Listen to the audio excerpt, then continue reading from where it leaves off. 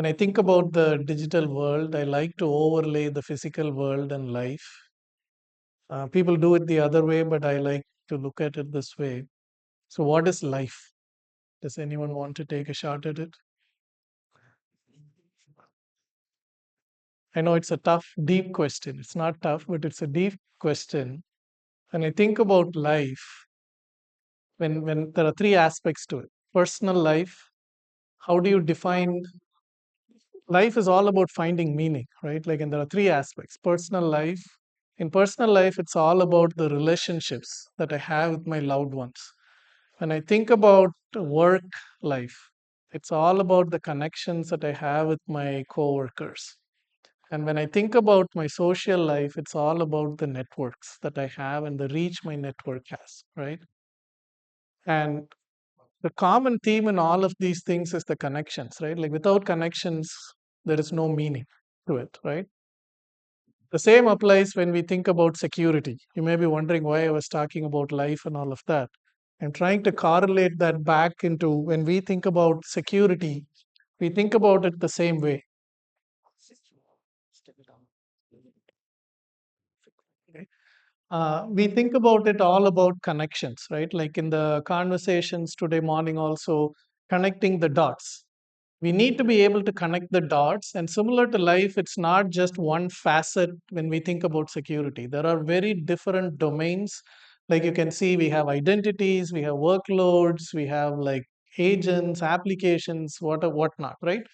And being able to connect all of these things together is very critical for security. Without that, you will security is meaningless, is how we think about it, right?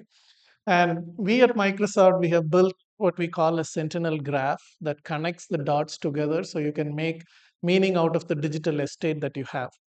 So before I dive into Sentinel Graph, I want to talk a little bit about where we are today. This is nothing novel here, right? Like, what I want us to think about it is, if you have a physical, like a bank setting, okay, there is a person who walks into a counter. Okay, you have an event for that. There is an event saying that there is some person who is walking through a hallway. Okay, good. There is another event that's saying that somebody opened a door, right? Like, all of these are individual events. By themselves, they are benign.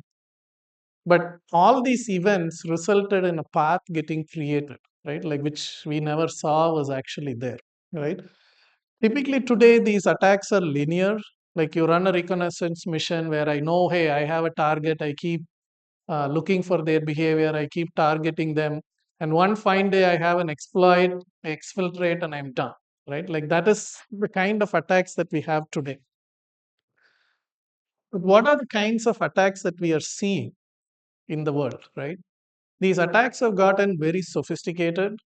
They are multi-stage. What do we mean by multi-stage, right? Like, one of the things that you see is in the traditional world, the moment you exploit, you exfiltrate into, you're done. Today, people don't do that anymore. I mean, maybe some very small subset of people do that. But what they do right now is they find an exploit, they learn the environment from within, right? So they are plotting the next attack or next step that they want to take, and they keep moving to the next stage, right? Like, and we have seen this within the system that we are operating with, okay? And it is not only multi stage, it is also multi entity. Like I was saying, the fact that I compromised a user, that alone is not enough. From that compromised user, I'm actually going and compromising some of my Azure resources. So I keep traversing through the system, right? Like, I'm creating a multi entity attack, right? Like, that is the kind of attacks that we are seeing. And through all this, what we have done, right? Um, One of the things that we say is, once the attacker gets in, they are inside your system for 10 plus days. And we have seen cases where attackers have been in the system for more than 6 months. And this has actually happened. And the way they do it is, these attacks are very sophisticated. It is not that, hey, I have done something, I want to steal as much as I can and keep doing that. While they do that, in parallel, they are actually plotting the next move within the environment that we have, right? So Once they get into the system, they stay quiet for a little bit, so they don't give the clues that they are in your environment. So they are staying there, learning more from within the environment, right? Sometimes with defenders ourselves, we don't do that, but the attackers are very sophisticated that they are very motivated to do this, right? And what we have done really well is we have built a lot of these correlations, detections, and all of that, right? Like the side effect of all of this is our defenders are now drowning in alerts. This is no different. This is no different than we drowning in notifications. I don't know how many people use Teams, but Teams conversations are exploding, and over a period of time, you start keeping track of all these things, right? Like it's the exact same problem that we have with these alerts, right? Like they just don't scale. So where we are today, we have actually done a lot of correlations, a ton of detections. We have done all this great work. What it has resulted in is we have even more alerts now and very less clarity of how we want to mitigate the problem, right? Like we are trying a few different things, but we are always at a disadvantage, right? Like that is the current state of things. So what if your defense could think in graphs? Will it make things any different or better? That is what I wanted us to think about. And one of the things that I want us to be mindful of is this graph is not going to happen overnight or in a vacuum, right? Like Suresh was saying, some of the work that has happened over these years, all of this accrue to where we want to get to, right? Like without the logs, the richness of the raw signals, your graph is not going to be good, right? And over a period of time, from these raw signals, we went and created these alerts, right? Like through correlations and findings, whatever techniques we had, we went and created all these different kinds of alerts. And from alerts, then we created an aggregated construct called as an incident, right? So these incidents are more like I can group a bunch of alerts that are related and I've created an incident. Now, what the graph lets us do is it's going to connect all the context for us, which we never had before, right? Like these are not just specific disparate alerts or incidents that we're looking at. We are actually bringing all of these together into what we call as a connected context, right? So what happened before us is very critical for graph-based intelligence. Okay, so now we are able to provide contextual intelligence on top of all the data that we have in the system. So one of the important things is say why graph? Do we need a graph? I will say this very clearly, right? Like a graph is not prerequisite for every detection that we need to be very clear of. There is tabular data that is very good at doing certain things and it does it really well. And we should continue using that, right? But what the graph provides is it gives you a lot more information that it's not like you cannot do it. It takes a lot of effort and time for us to get that view.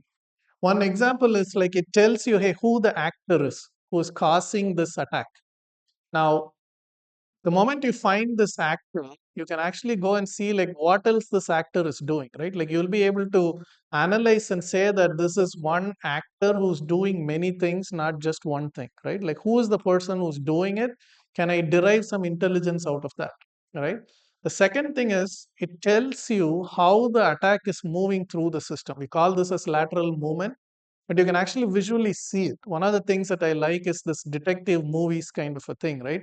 A breach happened, we can actually visually see that happening through your system. Hey, this is how the attack travels through your system, right? Like having that traversal is very powerful and it is easy for humans like us to understand what actually happened, right?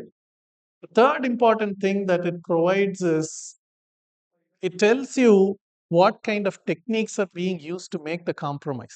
Okay, you can see that, hey, was this an expired cert? Was a user compromised? Was this a CV that was exploited? So you can see what kind of techniques are being used for that particular compromise, right? So which is very important. The other cool thing that the graph provides is it is not only about the attack. You know that something happened already, okay, which is good. But what you do not know is what is the actual impact of this problem, right? I know that Kannan got compromised. Great. I know that Kannan's resources are now at risk, right? But that alone is not enough. Kannan had some other access through which that compromise can lead to other things, right? So you can see the blast radius of that attack. Is this all that the graph can do? No, can do something more, which I will talk about in a little bit. So in that context, I want to introduce you guys to Sentinel Graph. We've been running this graph for a year. I want to keep the uh, discussion around Sentinel Graph at a high level. For people who want more details, I'll be happy to go into more technical depth offline. But there are a few key things that I want people to understand. When we talk about Sentinel Graph, I don't want you to think of this one giant big graph. Okay, think of this as the world map.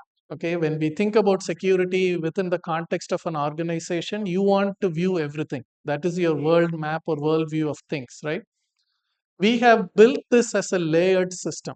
Okay, and the layers can be n layers, but I'll talk about a few layers. The first layer is what we call as the base layer.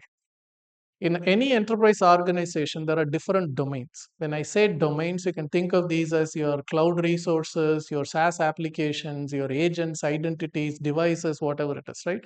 These are all different domains. You can actually model these and create a graph out of that. So if you see Microsoft, we have created like a device graph, Azure resource graph, identity graph, agent graph. The agent graph is pretty slick. You can actually see what all the agent can reach into, right? Like it's super cool. And you have this base graphs. These base graphs are the foundation layer. Okay, without base graphs, nothing else works. Is how we think about it. And what is more cool is it's not that we can only create these base graphs Microsoft domains. In your enterprise, you can model a base graph for your own enterprise domain, right? Like your business context, you can create a custom base graph as well, right? Like that is one layer. The second layer is what we call as the security graph. Let's say that I'm interested in detecting phishing campaigns. I want to create a phishing kill chain graph. I can create it on top of these base graphs. I can add additional data points and signals to create the phishing graph, right? I'm interested in blocking lateral movements, right? So you can create a graph for lateral movement. You can create any kind of graph. I want to create an incident graph. You can do all of that, right? Like that is a security graph is what we talk about. And the way to think about this is within your world map, right? Like I have enabled my uh, cloud resources graph. One city is lit up now, right? I have enabled my identity graph. Now another city has lit up. Over a period of time, I'm lighting up more of my continents and my map is getting fuller and fuller, right? And the beauty of this thing is the more that you light up, the more connected and more powerful your graph becomes, right? So that is your security view of the world, right? Now, it doesn't stop there. There is another layer I want you to think about, which is what we call as enrichments, right? Fact that I have all these different cities lit up and all of that alone is not enough. Hey, I'm going to Seattle this week. I'm interested in the points of interest or some restaurants, right? Like, so there is some enrichments that happen on top of the graph. The fact that I have all these documents, these users, or these resources alone is not enough. Which of these are critical? Which devices have the CVEs on them, right? All of that are layered on top of that security graph as an enrichment. Okay, so that is how we have built Sentinel Graph. Now, any ISV customers, they can build their own graph as well. Now, when we think about graph, it's a very hard problem. Okay, you probably need a PhD in data science to model a graph. Okay, so then why are we talking about all of that, right? Like I cannot build my own graph, but you said I can build my own graph. I actually will give you an example, right? Like I am not a PhD in data science, okay? But I built a graph in 30 minutes, okay? And this is with the power of AI actually, with GitHub Copilot, we have this capability shipped today. You can actually just do we call this as vibe graphing, but you can vibe code it. And this is exactly what I did. I said, I want to build a Sentinel graph to detect lateral movement in my organization.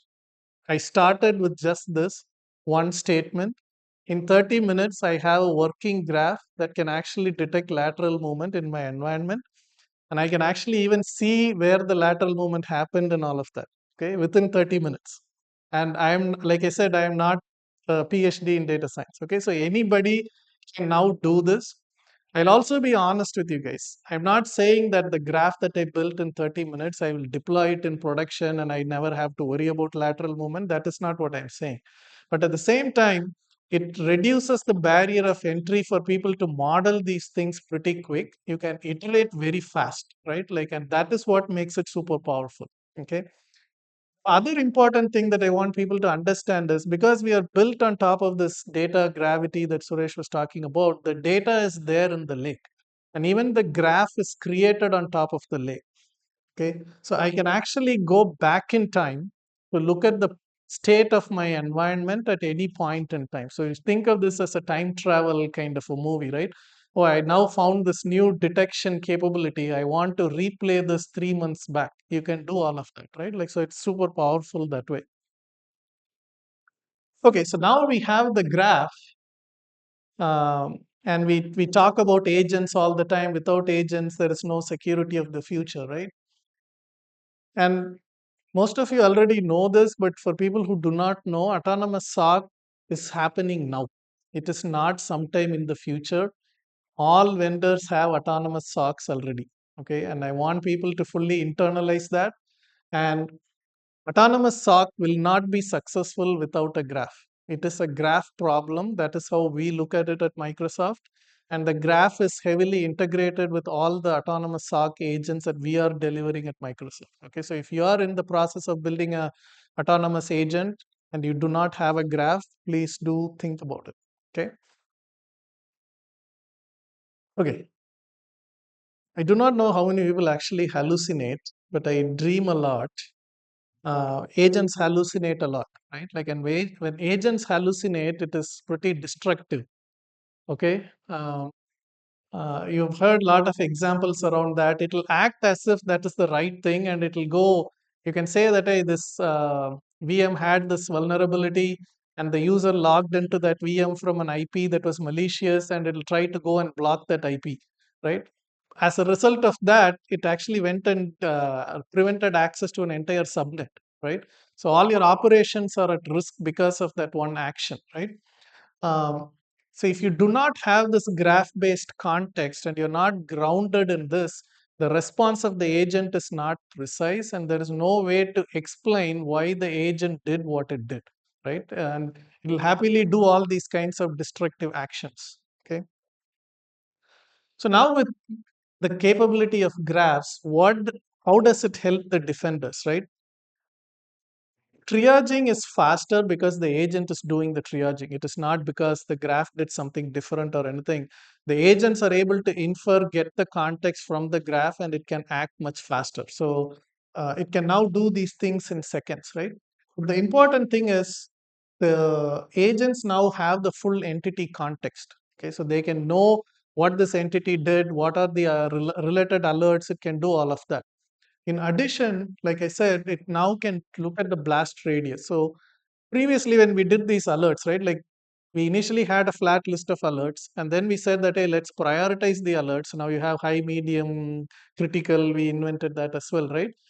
But then that also became, everything became a critical alert, right? So you're in the same spot where you started.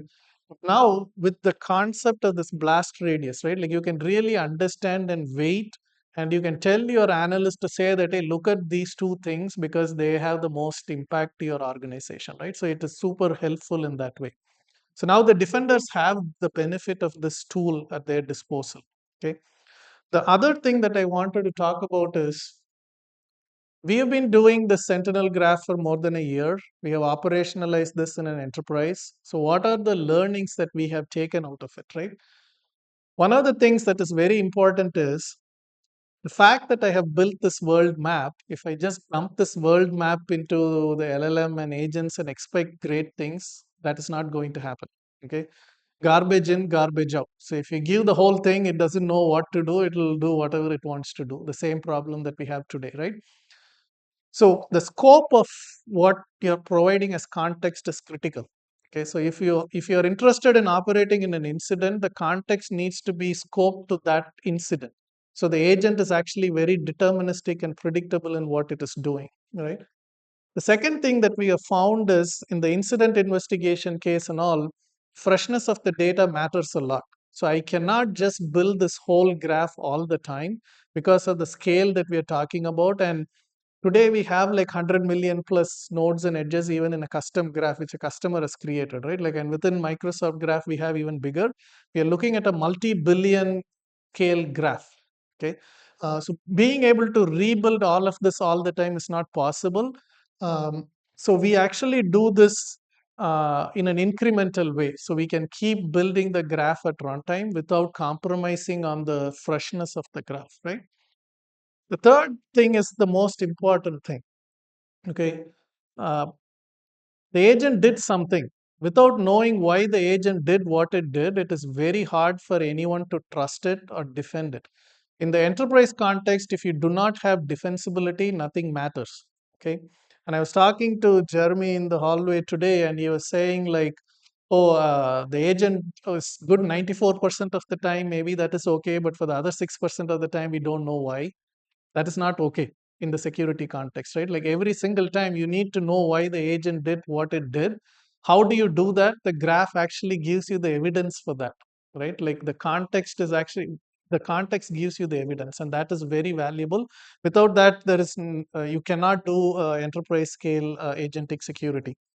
One more thing, um, like I said, the blast radius is all good, but what if the agent can actually detect the next step that the attacker is going to take, right? And with the graph, now this is possible through what we call as attack paths. So now this changes the game completely. From being a reactive defense, we are actually going on a proactive defense or offense, right? So now you can actually do pre-breach and make your posture better. And this is a continuous thing, is how we look at it. So from being a reactive system, now you are a proactive defensive system. Okay. So the key takeaway, if there is one thing that you want to take, right? Like the agents are smart only as good as their context is. Okay. So if you do not have a graph that is supporting the agent, make sure that you have a graph representation that can actually connect the dots and bring all the intelligence that the agents require. Okay, so that's all I had. Thanks for your time. If you have any questions, I'll be happy to answer. Okay, thank you. Thank you, Pranav. Next one will be also have more questions for him or any questions.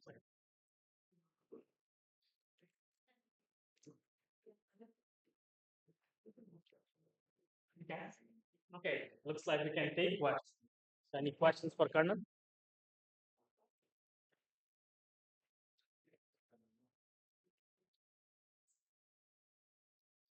Oh,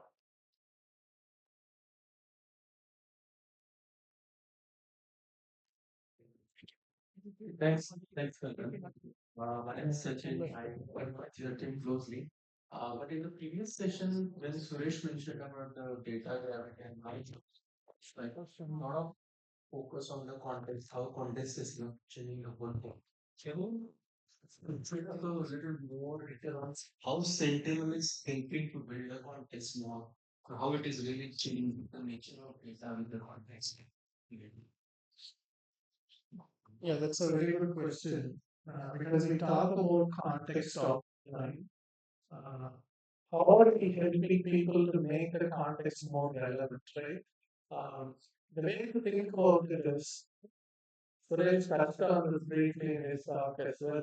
We bring in all the data, that by itself is not sufficient, right? Like I need to be able to say that within this billion records that I have, these 10 are critical. Okay, that is one aspect. The second aspect is we need to be able to connect the incident to a particular context. And we are able to this because of the data gravity that we have.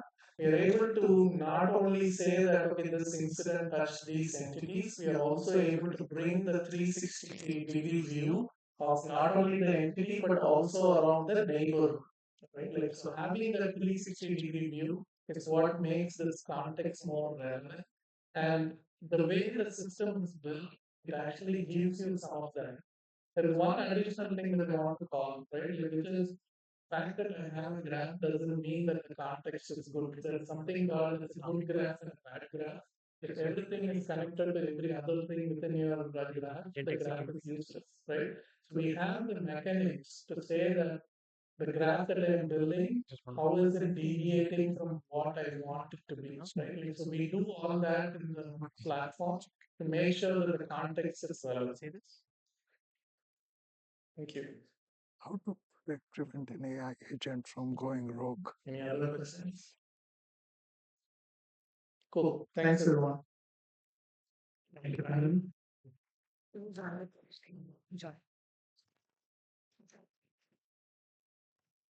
Next session is about how to identify prevent how to make sure that the AI agents on the we have another speaker here, Khaled Ahmad. He's the CTO for Runset, and he has 30 years of experience in security and worked in Google, SAP, and Homeland Security. Um, a decade in Microsoft, a little over 3 years in Amazon, 4 years in Google, a year in SAP, and a few startups. So, yes, I've been around. You can start presenting. Here, share. We can present your screen. Sorry about that, last minute fiddling with presentations. Okay. We have Presentation one. Slide. Just a slideshow.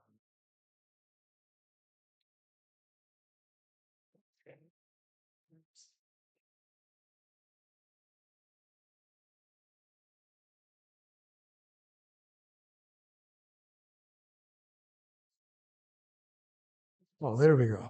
All right, I thought we'll talk about Tour de Mont Blanc. It's a 4-day mountain bike ride around Mont Blanc, and we did this last year. That was only a joke, I'm sorry. I know it's late in the day. We're going to talk about instead something I'm calling the AI agent Sentinel. There's a fair bit of concern, which I'm sure you've heard today, and in fact, a couple of the speakers touched upon this earlier today, about the potential for your AI agents to do things that are not aligned with their mission, and to essentially violate your security posture, right? So the ideas on how to prevent that, how to prevent an AI agent from going rogue, are somewhat, I would say, obvious. But let me talk about at least two aspects of that. Right. The thing to understand, which I think pretty much the entire day has been this conversation, which is that you now have essentially a system with agency, which is to say the ability to act in the world, right? And you've delegated some authority to it. But that's sort of like the state of the art is that it's sort of like giving a 14-year-old driving lessons. And if you've been in one of those cars that are used by driving instructors, you know that the instructor has his own set of clutch and brake pedals. So we're going to need that for a little while, right? So the way we would prevent these agents from going rogue is essentially a 4-step process. There is a fair bit, some of the speakers, I forget the name of the gentleman in the breakout room too, he talked about how there is training being done on these frontier models to make sure that they can be informed about a mission, which is to say, what are they supposed to be doing? You can give them a persona. You can say you're a senior software developer, or you're a customer support agent, or you're a triage nurse in an ER, etc. Right? So that kind of training, and then the ability to ensure that the agent is in fact sticking to that persona and being true to the mission is typically reinforced. So there's reinforcement learning, and there's something called generative adversarial networks, right? GAN training, right? Which is to say there is a model that attacks the model, or at least validates the output of the main model, right? So that's one area where there's a huge amount of work going on. Now, the Sentinel idea, by the way, the word Sentinel, I did not think about the fact that Microsoft has a whole series of products with that brand identity. I was using the word Sentinel in the sense of a guard, in the sense of this shield, which basically acts for protecting the system from a potentially a rogue agent, right? So the idea is you would isolate this agent. You would isolate the agent, which is, let's say, the frontier model, the main thing that is doing the reasoning and the decision making about the inputs. You would isolate it potentially into a container, a VPC or something, and not have it be able to do directly anything. All input that goes to it is verified for appropriateness to the mission, and all output from it is verified for alignment with the security posture, right? So there is isolation, which separates this agent and does not allow it to directly access the trusted computing base, or let's say the secrets, or anything like that. And then there is verification of both the output and the input, right? And then finally, the actual execution and the ability of the agent to do what it needs to do has to be constrained to the principles of least privilege. This is something we've been doing for a long time now, right? So if you mentally model this as a extremely hardworking, high energy, and creative intern who's tireless and able to do enormous amounts of work, you probably will have the right mental model for how to think about an AI agent, right? So input validation. So the idea is that the user request, which can be either natural language, or it can be an API call, or whatever, that is assessed by something like a lighter model. So you have a frontier model, which is the large complex thing, which is doing the deep reasoning, which has a persona and has been given a mission. And then you have a smaller, lighter model, which is fast, which is simply assessing to see if the request is aligned with the mission of the system, right? The example I use here is if let's say you have a chat agent for a banking facility, right? And if somebody says, what is the airspeed of an unladen swallow? The agent can say, sorry, I don't do physics. I just do, money management and payroll, right? So this validating of the input to see if it is aligned with what the mission of the agent is, that's one important step. And this thing is actually really quite trivial to do. I think most people, at least in the smaller companies that I've lately dealt with, tended to go directly to an LLM and use it sort of bare. And that's a little dangerous. There's no reason why you can't insert another step in the loop and basically have something validate the input to a defined mission, right? And these things are now, because in fact, a lot of the work is being done by LLMs themselves, have become very easy, right? So the mission filter, which is, are the requests adrift from the purpose, or are they aligned with the purpose? Is the request shaped in a way which is trying to subvert the security alignment of the agent, right? Is it, In fact, is it some sort of a prompt injection? And then the identity of the user. Is the requester authorized to make the request? So this is simply the basic access management.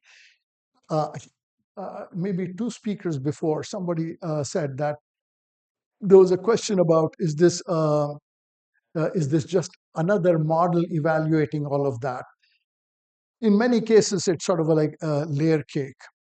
The best architecture that I've seen actually has a combination of a lightweight model and some heuristics that evaluate both the input and the output, right? And that's the right way to do it.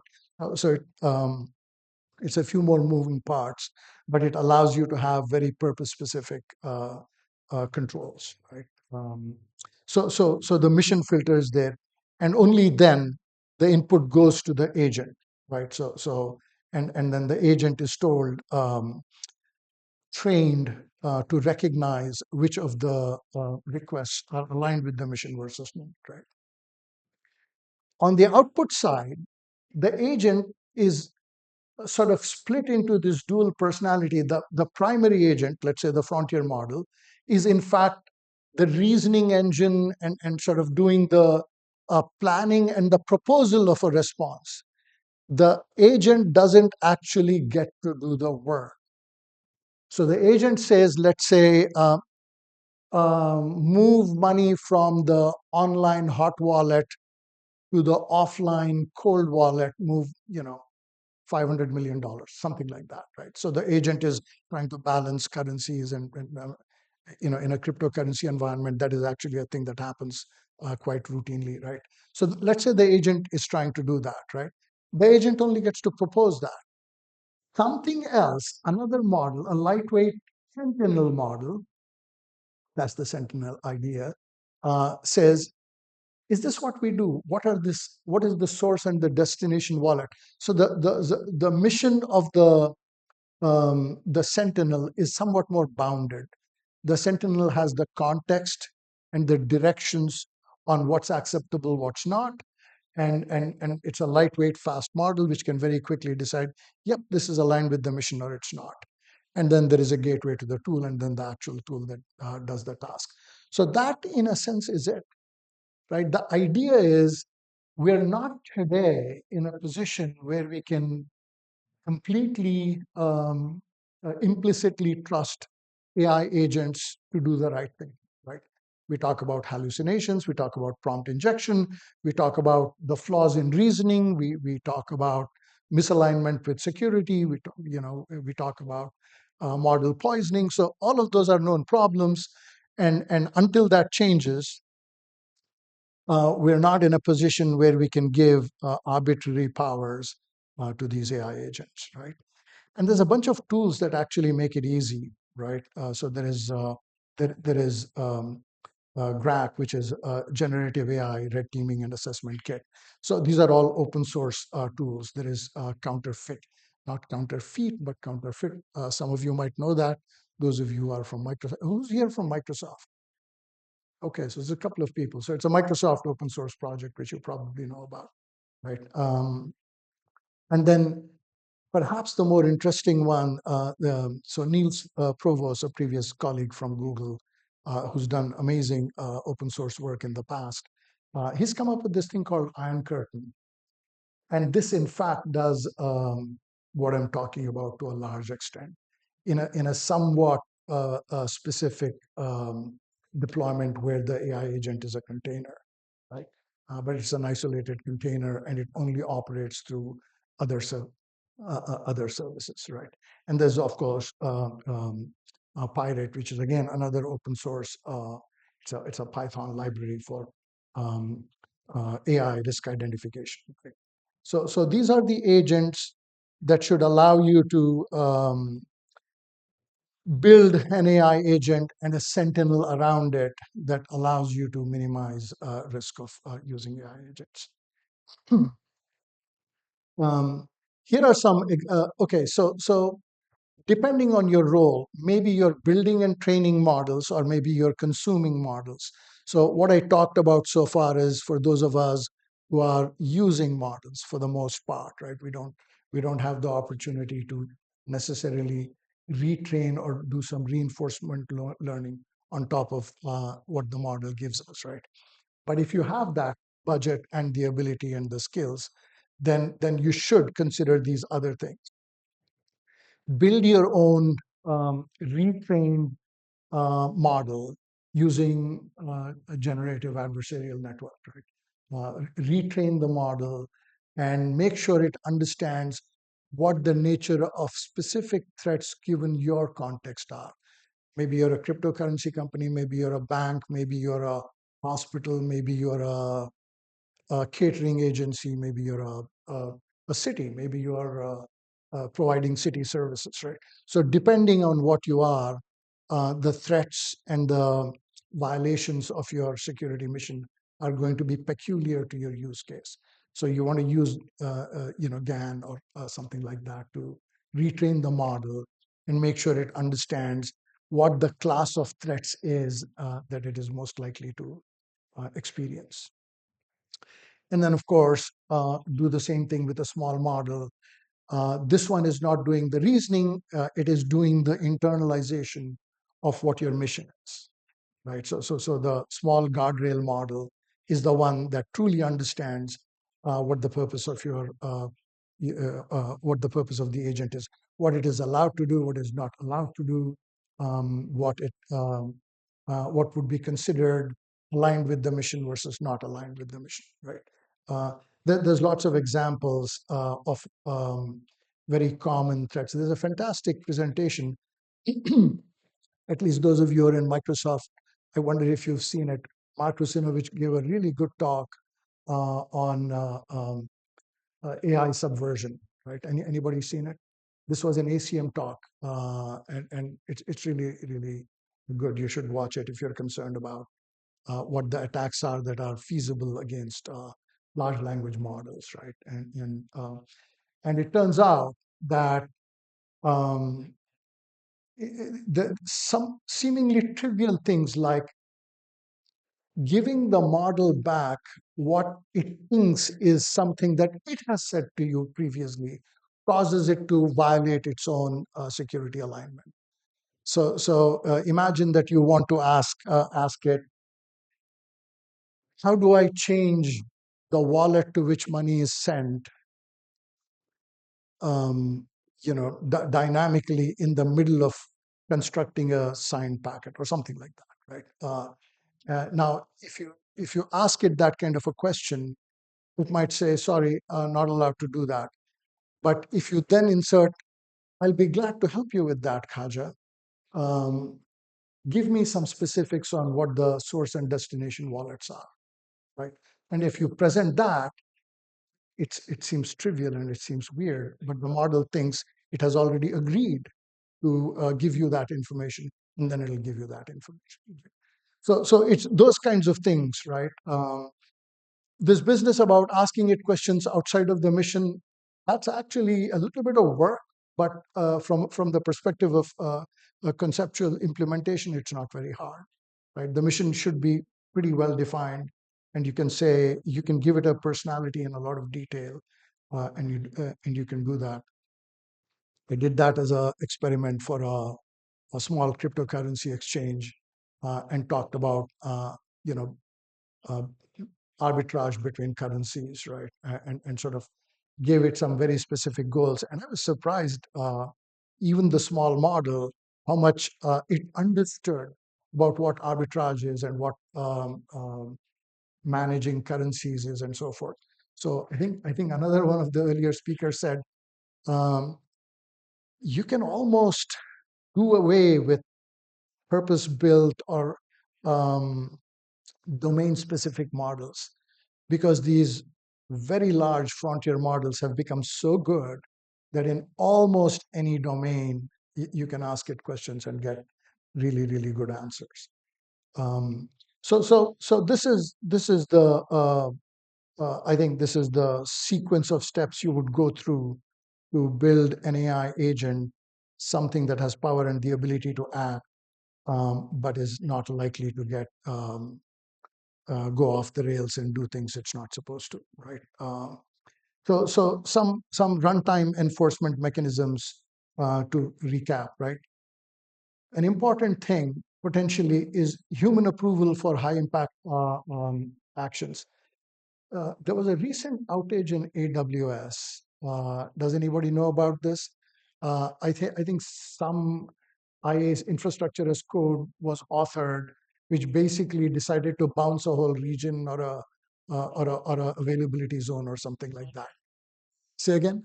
Always the DNA. Yes, yes. And of course, any engineer, a mid-level engineer, would have known not to do that, right? So your guardrail agent, your Sentinel, can look at these proposed actions from the core agent and say, okay, this is extremely high impact, requires human review, right? So there might be mundane routine things and routine changes which do not require human review and can simply be completely automated. And then, so the ability to assess an impact, you should be able to insert some human review. Although there is a conversation about in the not too distant future, the judgment of AI might in fact be superior to the judgment of any person. That'll be interesting. That is the time when we switch from the AI deciding how much agency we have as opposed to the other way around. I hope to be retired before that. And then there is the tool gateway and policy proxy, right? Some elements of what the agent does should be constrained by hard policy. We'll talk about the caveats and the risk of that in a second, but it will be necessary because some things are just too impactful. And then, of course, state isolation. So what the agent knows and what the agent maintains should essentially be separated from other secrets, and it should be allowed to manage its own. You should also have a remote kill switch. You should always have an override. Otherwise, you'll have an iRobot-like situation where you're no longer able to tell. And this has been an ancient concern in Hollywood, right?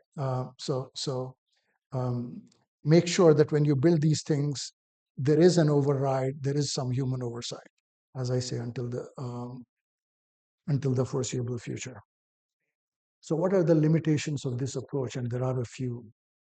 I'll say the most important one is the thing about intelligence is intelligence, like creativity, operates best when there are no constraints. The more constrained intelligence is, the less creative it is. So there is a tension between having something intelligent, deciding what the right thing to do is, and then blocking it from doing or exercising its judgment with something that your judgment decides is adequate, right? So there is a inherent conflict in these two notions, right? You could end up, if you overdo this, limiting the AI to something that is not much more than I don't know how many of you remember the expert systems of the past, but there used to just be a bunch of rules about if this happens, do that, right? So you don't want that, right? So basically make sure that the constraints you're putting are not overdone, but at the same time there are conformant with policy, right? I think I will leave it at that because I'm running out of time. Here's an amusing thing. I'll close with this. The way I do presentation is I write down my notes. I'm very bad at graphics. So I don't do graphics. I tell the AI to give me a presentation. I say slide 1 is this, slide 2 is this, and slide 3 is this. So it did that, and I tried to modify some of the graphics, and I bungled it. What I ended up with is a graphic which the text was not quite aligned with the image. So I asked Gemini to fix that. Gemini has a per slide. Can you fix this slide for me? And specifically, I said, what did I say? Adjust the font sizes and boxes for better readability. and it responded with the security risk was identified and blocked. Because Gemini thought there is something going on like gaming the AI. Gemini thought I'm trying to subvert its mission and refused to adjust my slides. So, needless to say, I ended up having to spend a bunch of time doing the tweaking myself. With that, I think I'm out of time, but I'll take questions. That was amazing, wasn't it? Thank you. Yeah, that was really amazing.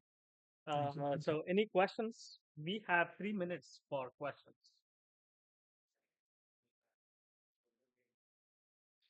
No questions. It's been a long day, Yeah. and I catch you at night nap time. But I'll be hanging around. By all means, walk up and we can chat some more. Right. Thank you. Okay. That was very nice. All right. So, thank you.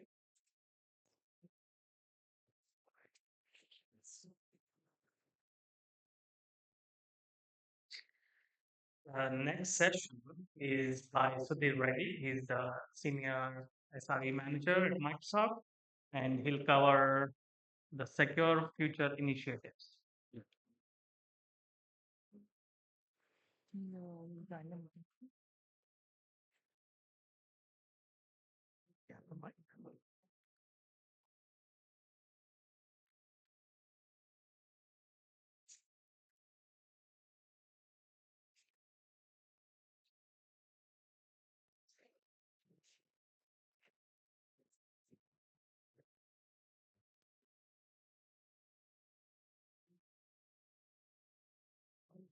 This. Do you know what is this? Should it be on? Yeah, like forward. Sorry, can I put this on you? Sorry.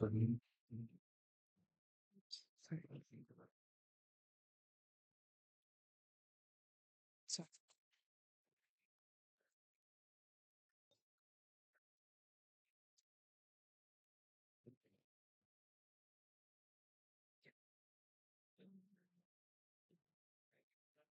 Wait to be available? You have to start sharing. No, I'm waiting for you to join so that I can activate it. It's Oh, it says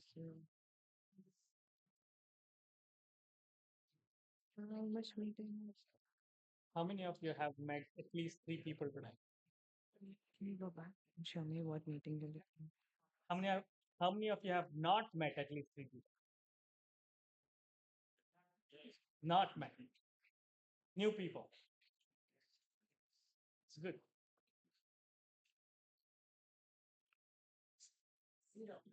No, There are some features. by can the we way, go I don't know. to calendar? It was not on the table. It was on Can you go the to your calendar? chair, so feel free to grab. this one.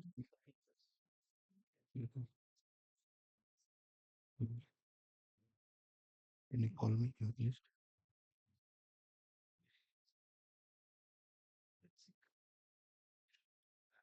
No, I don't find you. Let me type it easily. Is that your Gmail? Do you want? I don't know. I think if he has HDMI there. Maybe we can just connect it to them. Yeah, I need to record also. I see.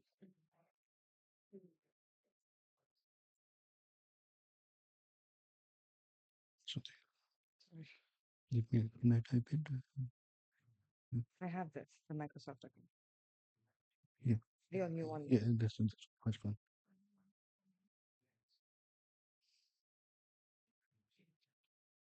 Yeah, we already have it. Give me 1 second. Let's go to Teams once. You open your Teams. Yeah, let's go to your calendar.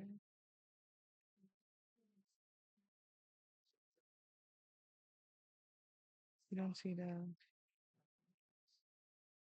Who's your Microsoft account? Yeah. Can you give me? Yeah. Please and add me.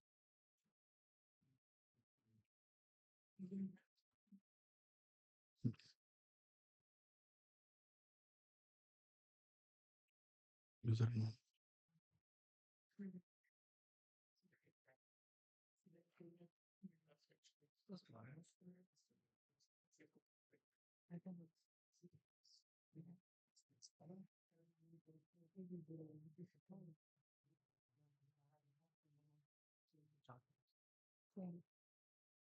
Yeah, no, start presenting.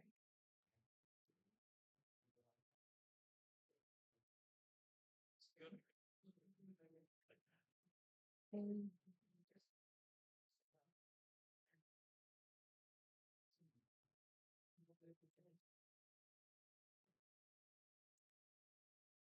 Hey everyone. So good evening. I know this is a long day actually. Uh, I think I'll try to cover it, wrap it up within like a few minutes. But yeah, from morning onwards, you might be hearing about agents and Sentinel platform, Purview, all multiple like Microsoft products, right? So every other product that is getting developed by Microsoft, they follow some principles called SFI. That is what will cover today. What are these are the very basic fundamentals that any product that is being developed within Microsoft, right?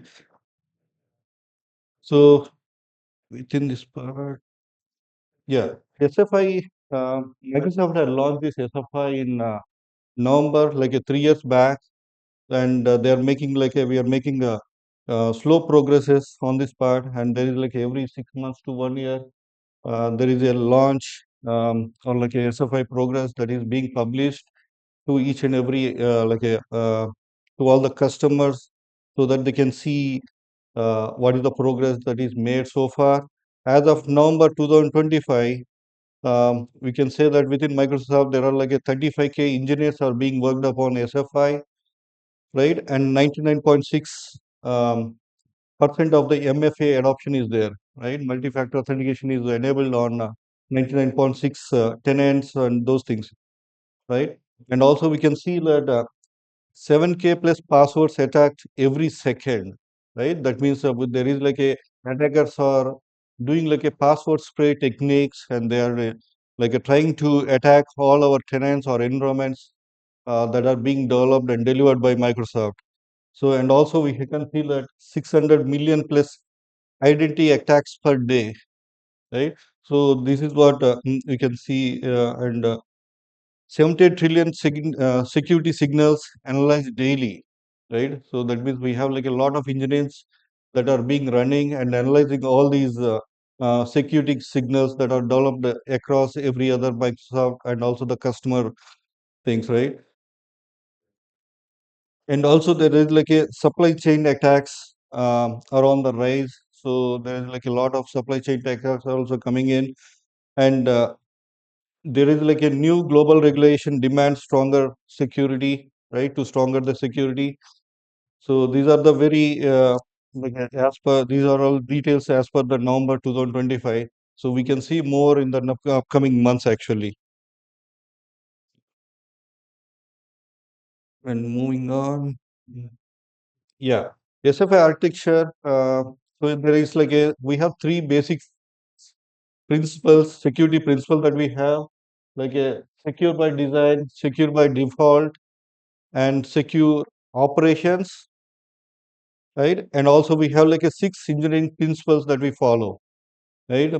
One other thing is protect identities that we have, right? It can be a user ID or any other identity that we might have, application ID or any personal thing, right? And also we can say that protect tenants, right? We might be dealing with a lot of tenants that we have, and also protect networks, right? How can we protect all our networks or the application that we are developing on a day-to-day basis, and protect engineering systems? So we are every other team is using CI/CD a lot. There is like a lot of feeds that are being developed, and a lot of applications has been developed using CI/CD pipelines. And how are we protecting them, right? And at the same time, we have to monitor and detect threats, right? So at the even though with all these protections, there is like a lot of attacks that are being happening, and we have to make sure there is enough monitoring in place across board. And also, once we detect something, there should be like a escalate the response and remediation. So we have to be like remediating the issues quickly, or else the exploitation or the attacks will be a lot higher. and we end up like spending a lot of manual hours, and time and energy will be gone into that, right? And what is the secure future initiative, right? The Microsoft has launched into the November 2023, like 3 years back, and there is like a lot of investment went in, like a lot of engineers are working upon it. So we say that secure by design, right? So we want to like a all the security products that are being developed should be like a by design, right? It's not by an optional. So, and also security by default, right? So it's like a whenever you are creating any configurations or like any storage accounts or any applications, so all the security knobs will come by default, right? It's not like a we are not giving options to the customers, or like a by default all the security knobs will be like a disabled, and it's up to the customers whether they want to enable it or not, right? So that means all the products that customers are using will be secured by default. And security operations, so we'll be having like a continuous monitoring response and operational excellence in security practices, right? And moving on, yeah, there are like a 6 engineering principles that we have. So I'll touch base at a very high level on the all these 6 principles that we have. So like if you want to dig further into each and every pillar, it will take at least 30 minutes to 1 hour on each pillar. So I'll touch base only the at a very high level actually for today. So product identities and secrets, right? On a day-to-day basis, it's not only it's not only for applications, and also treat it as a personal perspective also, right? So if you have like a bank account, right, you might be having a secret. So how soon are you like rotating your passwords, right? If at all a password got rotated or like a leaked, so I see like a pattern, like many people are using the same password across different systems like Gmail, bank account, or like LinkedIn, right? So that is one of the practice that teams has to like anyone, any individual wants to avoid actually, right? If you are practicing it, then you have to make sure you are rotating the secrets continuously, right? Or else like a customer, like they'll do like a and also everyone is keeping like a very simple passwords, right? Password 1 2 3 4 5 6 or whatnot, right? So we have to make it like a so complex password. These are very basic fundamentals, I know, but every individual know about it, but no one follows. So this is one of the very basic fundamental that team has to follow, right? And protect tenants and isolate systems, right? So I see that teams are like a most of the team like a products or services they develop like a if you take a subscription, right? They might be using a non-production environment and production environment, right? So I see some other services they use like a combine both test and non-production together, right? If your non-production environment got compromised, then obviously your production will also be at the risk, right? So the tenant level of isolation is very much like required here. So that is one of the key thing that we see across tenants. So the tenant isolation is also there. So we want to make sure all the non-production will go to one of the tenant and production will go to a different tenant, and there won't be any access between these two tenants, right? And also product networks, right? So the moment once I say product networks, so by default, if someone asks like a, hey, can you grant me like a reader role, right? Or like a something you obviously go and say that, oh, I'll give you owner permissions, and later that user password, the user account might be compromised, and the entire all our system will be at risk, right? We have to make sure what is the security knob that we are giving, right? Give it at the least privileged access that we might have within the system, so that will avoid lot of risk actually, right? Product engineering systems. So we follow like a CI/CD pipelines across board. So at the same time, you have to follow the SDL cycle. So make sure you have the enough, and also your feed is secure enough. right? You might be releasing the NuGet packages or consumed which are consumed by customers. So we have to make sure the NuGet packages are like secure enough, and also you follow the SDL policy, SDL compliance, like the threat model reviews. All those things has to be completed before any like a major release or minor releases also, right? And also monitor and detect threats, right? So it might happen like a whenever there is like a your application, you are developing an application, but you might be logging a secret within your logging or telemetry, right? So all those things has to be monitored, each and every portion of it, even the configurations that you develop, right? So you have like a ARM templates to deploy something or some kind of script that you develop, right? So all those things has to be uh, each and everything has to be monitored and cleared it off very clearly, right? There won't be, you have to make sure no secret is getting into your CI/CD pipeline. You have to be like a, always do like a shift left technique instead of like a shift right, right? Instead of detecting from the production, make sure it is there already. You are detecting at the at your repo or code level itself, right? And accelerate and remediation. So suppose say you got you identified like during the monitoring technique and you identified there is a secret got leaked, right? You have to find a way, very quick way, like within few seconds or few hours, at least, like you have to make sure the keys are being rotated, right? So if you at all there is no like a technique for you to identify or like a rotate the secrets, then your system will be at risk actually, right?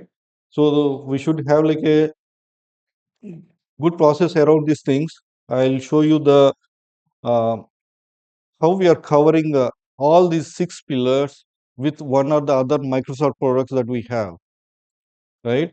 If you say product identities and secrets, we can use Entra ID, like a Windows like a Hello pin, right? And also we can use Authenticator app, Azure Key Vault, Entra PIM, right? PIM is something is like a just-in-time request. So where teams can log in, JIT in, and gain access only for the required permission and for a given amount of time, right? And product tenants and isolate systems. So we have like a conditional access, make sure we have only the conditional access, and we have the Azure policies, try to implement the Azure policies wherever it is possible, right? And we have like a Purview DLP service. So you can adopt to the Purview services. There is a DLP component of it. So that will avoid these things.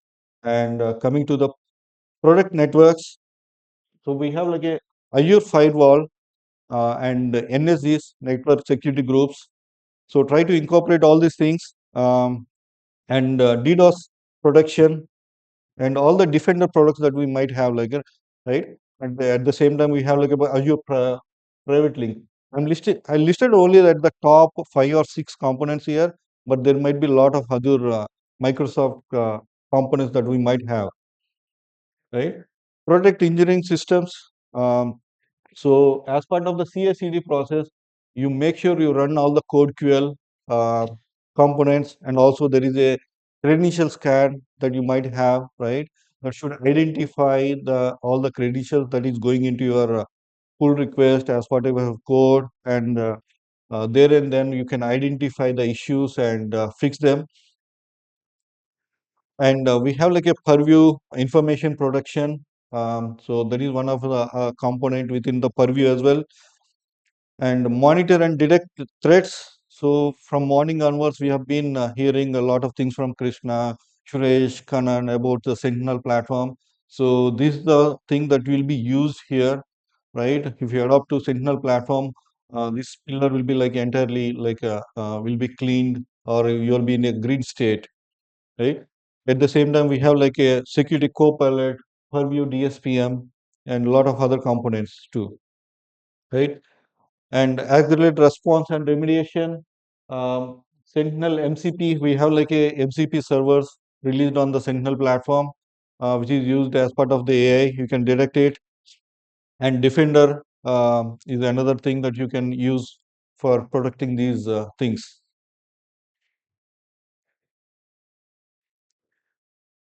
Okay, and what's your role, right? Like, what's your everyone's role in terms of SFI? It's not only like a product development or as a customer, as an individual, right? What is your role, right? So adopt zero trust, right? That means don't trust anything. So don't take it as granted. So always look back and see what is going on and what level of permissions that you have, and make sure all the permissions are cleaned off, and make sure only give only the required permissions to the your applications, right? And go passwordless actually. So this is the basic thing, right? I know everywhere we are using like a passwords or whatnot. Nowadays we are coming up with a face IDs. So that is where we have to go in and enable all your MFAs, right? So wherever possible, remove the passwords or secrets, right? That will avoid any secret leakages or the exploitation. So make sure we have the Windows Hello Pin authenticator app, all these things, right? So it's not only applicable for every like a Microsoft applications or any other thing. It should be your bank account, Gmail account, or any other thing actually, right? And review and harden all those things, right? So continuously on a regular basis, you should have a technique to audit all your configurations, all your like a files or repositories. Make sure there is nothing being leaked, right? And also make sure there is no extra permissions that are being granted. So try to remove them on a frequent basis. There should be like a regular rhythm to delete all this stuff, right? And monitor continuously. So for this one, you can use XDR, SIM techniques, and so that you can monitor on a regular basis and make sure you got enough monitoring or like a alert, like into a phone, like a text message or like a email, like a email, right? So that you can investigate and fix them, right? And also share and collaborate. So you might be like a seeing lot of vulnerabilities across board, right? So as soon as you see any vulnerabilities, share with the team or any other people within your organization so that they can know, help you on what is it an existing vulnerability or how to fix it. Or I see some instances where you identify the vulnerability quickly, but you don't know how to fix it, right? So that is one of the things. So where we have to share and collaborate and get understanding from all your organization, right? And participating in any of the security communities just like this, right? So just and these are the references that I have. So these are everything is available from Microsoft.com account. Uh, yeah, thank you. You can always connect with me on LinkedIn and ask me any questions that you might have. Either in this session or offline also works for me. Thank you, Sudhir. Any questions for Sudhir?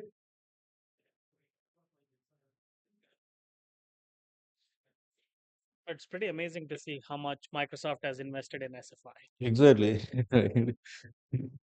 All right, so that's our last session for the day. I really hope you enjoyed the day and made some connections, learned a little bit or a lot more. Yeah, it's not.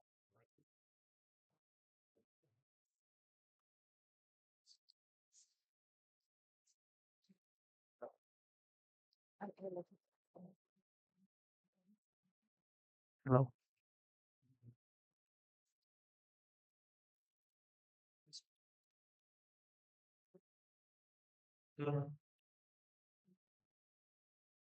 Yeah, thank you for being here. I myself thoroughly enjoyed the sessions.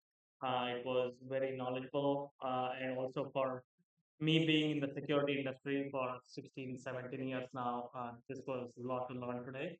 So I just want to thank all the volunteers and and Padma and all the speakers for spending their time here. And this is a free event, and this is pretty amazing. And me, just running this big event with inviting so many people, getting all the sponsors, reaching out to all the speakers, and all the leaders here is not a small task. So, congratulations to Padma and Chitra and all the volunteers and all the speakers for having an amazing event today. With that, I really also encourage everyone to like share this with the community, on LinkedIn or whichever social platform that you folks are uh, part of. We really want to grow this as well, and we have few more events coming up in next few months, and we rely on uh, folks like you to like propagate the message about how we can spread the knowledge and bring the community together. So that Thank Chitra? you so much, Anu. Uh, thank you, everyone, for being great audience. It's been a long day, and it's great to see that you are all here to witness all these presentations. Thank you so much, Anil, uh, for just staying with us. Has been supporting us from the factor. So great hand of applause for Anil as well for supporting and being there for the community. Um, Good to see you all today. We hope to see you all in the next event as well. Thank you so much. We have the photo booth outside. We can all assemble there, take some group pictures. We would love to have your faces put in our LinkedIn. Thank you. Part of the product now. What's running in? One of the integrations. So Sentinel is one of the integrations. Um, So how long have you been in Microsoft? So 7.5 years now. Always with Microsoft as a vendor or some other way. Nice to meet you. Yeah, nice meeting you.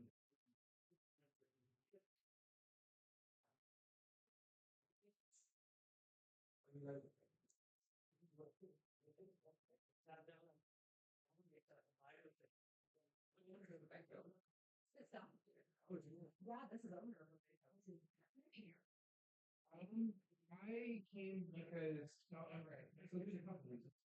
One, I was going for AI security engineering, which is like always my passion, just is my dream, right? I want this job so bad. But also, it just so happened that we were having this conference on AI security, right? Which was a relevant topic to me. So I signed up, and it was something that it wasn't just because of and finally we do carry the role trying to control. So that's why I came. Because for the most part, I got to learn. Like, I got to learn a little bit, but for the most part, I studied quite a bit already, so I knew a lot of the subjects. So I just like build upon that. Yeah. Did you hear about Lisa? Something like that. It was Microsoft leader. And my professor got us like student tickets because he was part of the volunteer group. Yeah. But it's Microsoft campus. It's huge and it's all cybersecurity. It just you should go with Linux still. What is that? That was April, so it's a nice building. Okay. So it's not next to you. I've been gone. Burlingame is it's pretty. It's pretty. I've been there. Yeah, I remember because a couple of my buddies were professors. This is like mental health wise, this is a beautiful place to be, you know. And it's got a thriving system in there. Yeah. Very relaxed. Everybody driving us around. Yeah, it's relaxed there. They have but yeah. But they're all looking at some and stuff. Just my meeting having a pretty yeah. Well, I don't know the difference in those. I think the more it's very small station. Okay, you're not feel like you're going to this folks.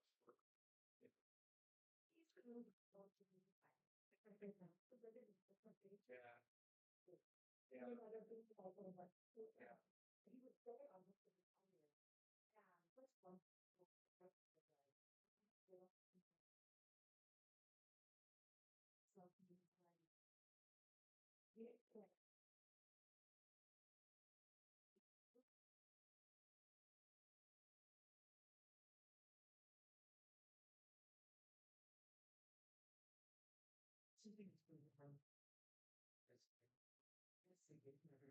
it's so far. Let's talk about what we have been doing. Otherwise, those boundaries get